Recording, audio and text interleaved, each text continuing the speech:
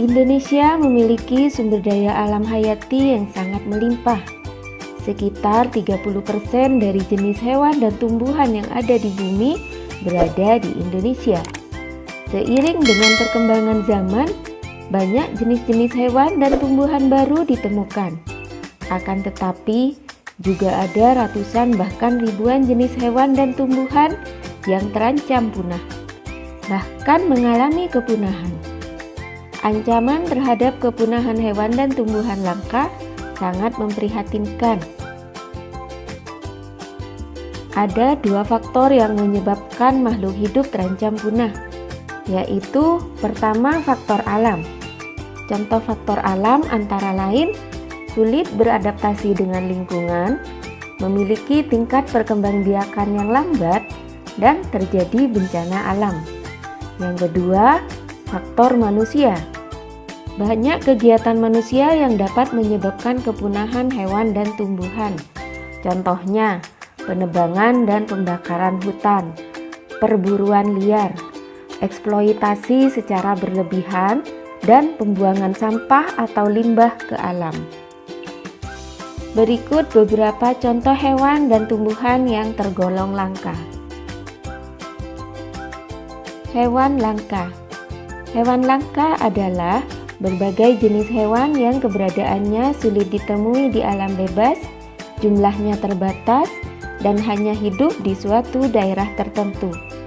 Hewan dapat dikatakan langka disebabkan oleh dua faktor, yaitu faktor alam dan faktor manusia.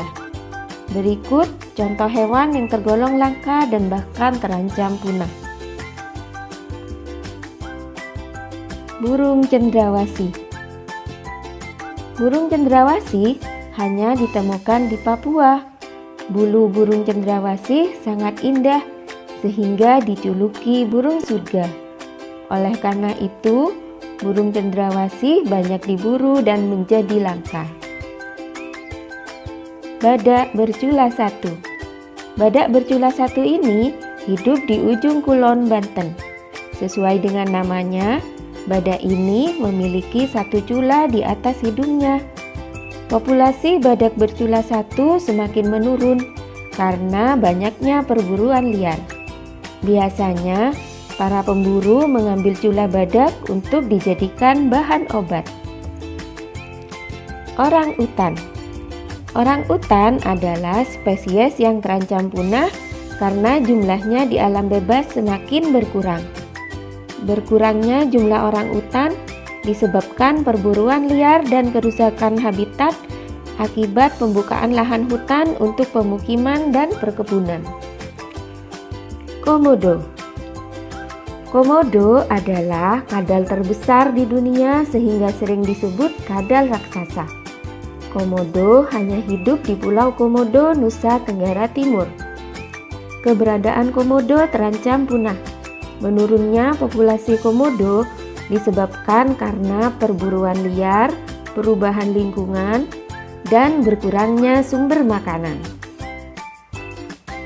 Harimau Sumatera. Harimau Sumatera merupakan jenis harimau terakhir yang masih hidup di Indonesia. Harimau Sumatera terus diburu karena meningkatnya permintaan bagian tubuhnya. Kulit harimau banyak dimanfaatkan untuk berbagai keperluan seperti tas, sepatu, ataupun bahan pakaian. Harimau Sumatera akan punah jika terus diburu. Tumbuhan langka. Seperti halnya hewan, tumbuhan juga dapat menjadi langka dan mendekati kepunahan apabila jumlahnya di alam bebas sangat sedikit. Berikut contoh tumbuhan langka di Indonesia. Rafflesia arnoldi. Bunga Rafflesia arnoldi terdapat di hutan-hutan Sumatera dan sebagian Kalimantan. Bunga ini hidup parasit di tumbuhan menjalar. Kuncup bunga ini dapat dijadikan obat sehingga sering dijarah. Amorphophallus titanium. Amorphophallus titanium merupakan tumbuhan dengan bunga terbesar di dunia. Bunganya mengeluarkan bau seperti bangkai, sehingga dinamakan bunga bangkai. Bunga ini termasuk langka dan dilindungi pemerintah. Tempat hidupnya secara alami di Sumatera. Kantong semar. Tumbuhan kantong semar jarang ditemukan. Tumbuhan ini tumbuh di daerah yang kekurangan unsur nitrogen. Hutan di Tangkuban Perahu, Jawa Barat merupakan salah satu tempat hidup kantong semar. Manusia sering mengambil kantong semar secara langsung dari hutan untuk diperjualbelikan. Cendana. Tumbuhan cendana banyak ditemukan di Nusa Tenggara Timur.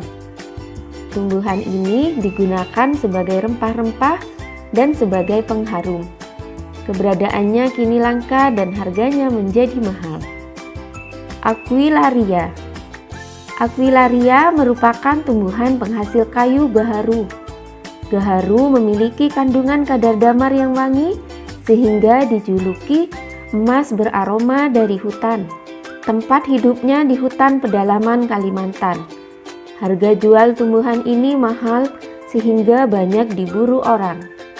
Keberadaannya sekarang sangat mengkhawatirkan dan terancam punah. Apa saja yang dapat kita lakukan sebagai upaya pelestarian hewan dan tumbuhan? Usaha pelestarian hewan dan tumbuhan dapat dilakukan melalui dua cara. Pertama, pelestarian in situ.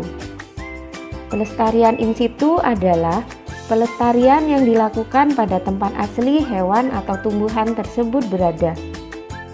Contoh pelestarian in situ antara lain Suaka Marga Satwa, Hutan Lindung, dan Taman Nasional. Suaka Marga Satwa merupakan kawasan yang melindungi hewan. Hutan Lindung merupakan kawasan yang bertujuan untuk melindungi tumbuhan.